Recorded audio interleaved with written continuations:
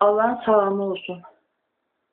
Allah hidayətə tabi olanlara Allah'ın salamı, xeyri, rəhməti və bərəkəti olsun deməyimə izin verir. Çünki Allah yaxşılığın əvəzi yaxşılıqdır.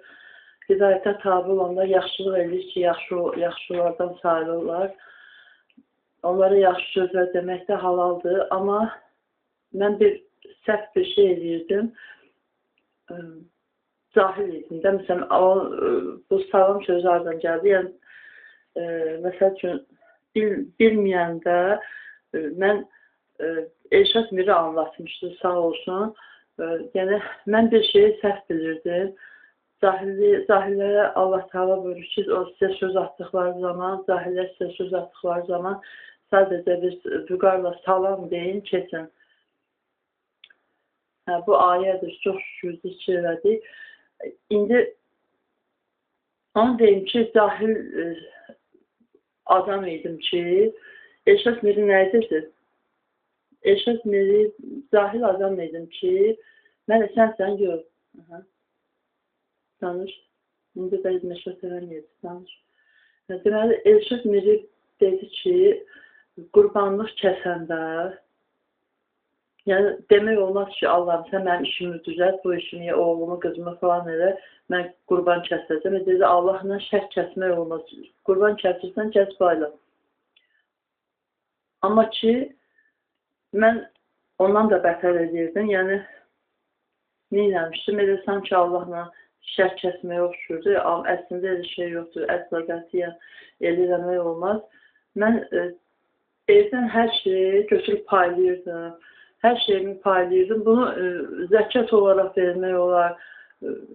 Yalan adam and içirsə, ya andına deyən əslində pozursa, onun kəffarəsi var. On adamı ya yedizdirmək kasıbı, ya on adamı kasıbı geyindirmək, ya 3 gün dalbada oruç tutmaqdır onun kəffarəsi. Yəni, Allahımız buyurur ki, Allah yolunda infak edin. Yəni, infak edin, hamı bilir. Bir ayədə də buyurur ki,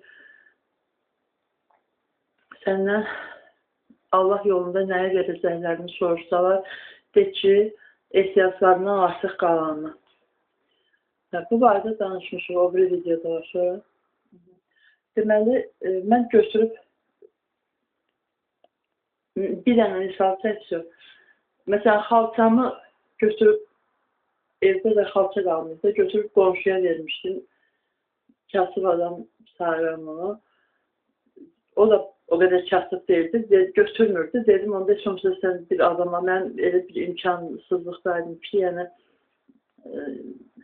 kasıb tapamırdım da.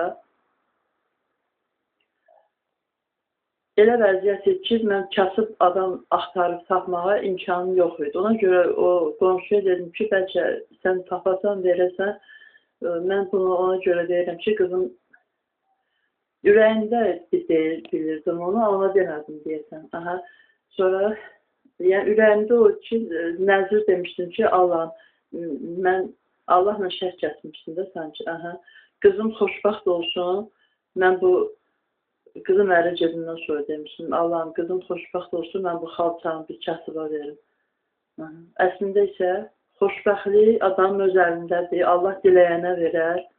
Xoşbaxtlik həm də nisbi şeydir, yəni bugün şeytan var axı dünyada, 5 dəqiqə yaxşı ola bilərsən, yəni Allah heç kəs çəkə biləcəyindən artıq yüklənir, o dəqiqədə şeytan adam hücum edir, daim mübarizədə sən ölənə qədər, yəni şeytan ya nəfs, adam nəfsi də şeytanlaşdırırlar həyatda, yəni adam bədbəxt ola bilər, hər ağırlıqdan sonra bir asanlıq gəlir. Əsas odur ki,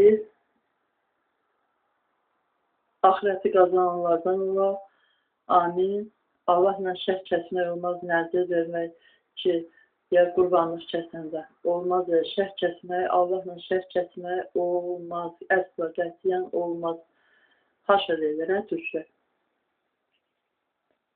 Allah bizimlə olsun, mələk, mümin cənnətin. İfrat eləmə, o bir şey yapacaq. Sağ olun.